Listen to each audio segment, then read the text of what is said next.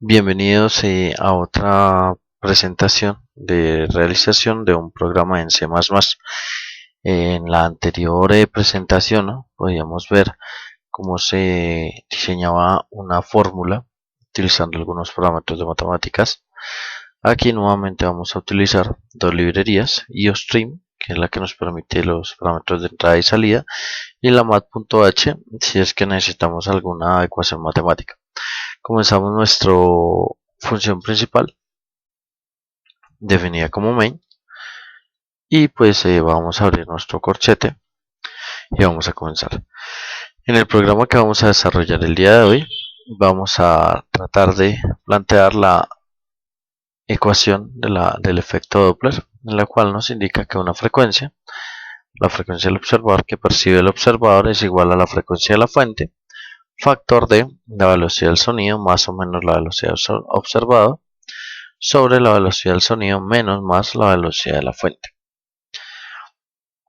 A continuación entonces vamos a crear un programa que no solamente nos va a permitir solucionar la fórmula, sino que nos permite crear un menú utilizando la sentencia if.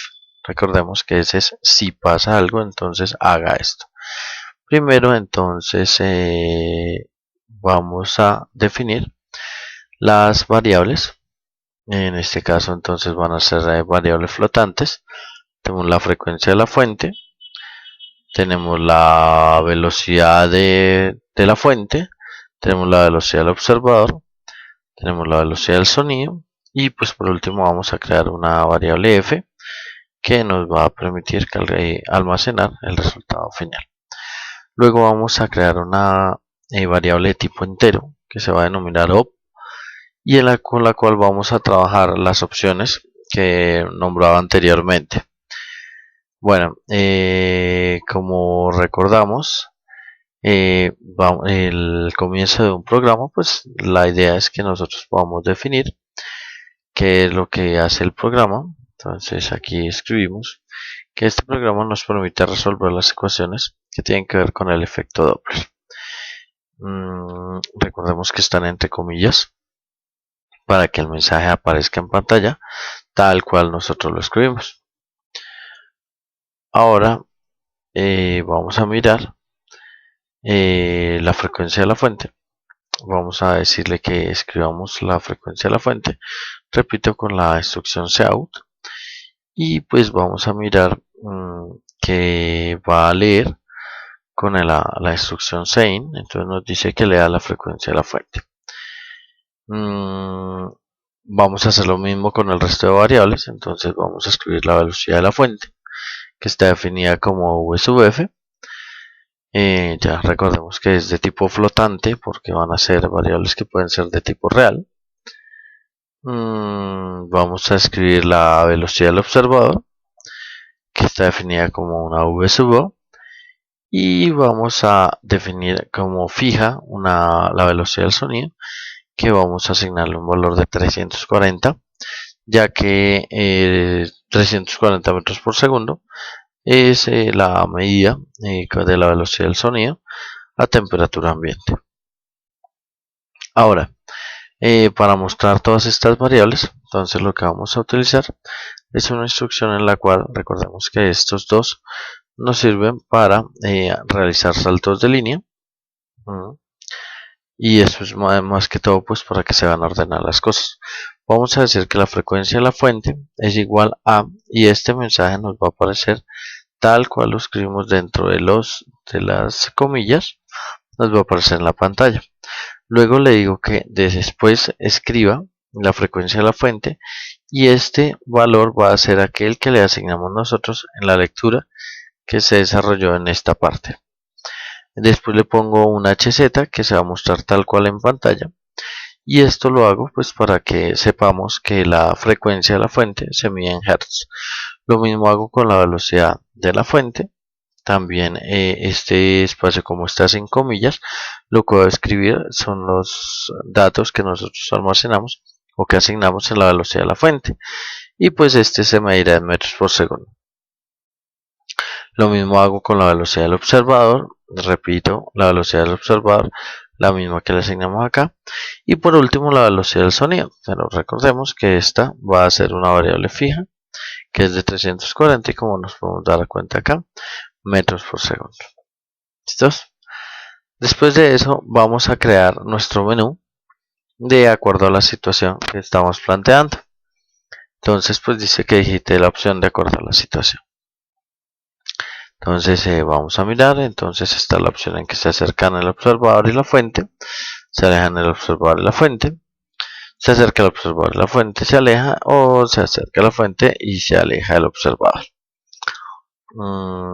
Y nos aparece una mensaje que nos dice pues que digite la opción. Y pues leemos la opción por medio de la instrucción op. Recordemos que esa op es de tipo entero. Después de que leamos esa op, pues la idea es que revisemos cuáles son las sentencias que me permiten navegar por estas opciones. En primer lugar, vamos a crear una sentencia if que nos va a decir que si la opción es mayor que 4, es decir, mayor que la opción que le estamos dando aquí, o que la opción sea menor o igual que 0, es decir, que esté por debajo del 1, entonces lo que va a realizar es que nos va a aparecer un mensaje que nos indicará que la opción que dio el usuario es una opción incorrecta y saldrá automáticamente. Para que salga automáticamente debo asignarle una nueva sentencia, es que si no es ni la opción mayor que 4 ni es menor o igual que 0, pues querrá decir que está dentro de las opciones que nosotros planteamos, es decir, la 1, la 2, la 3 o la 4.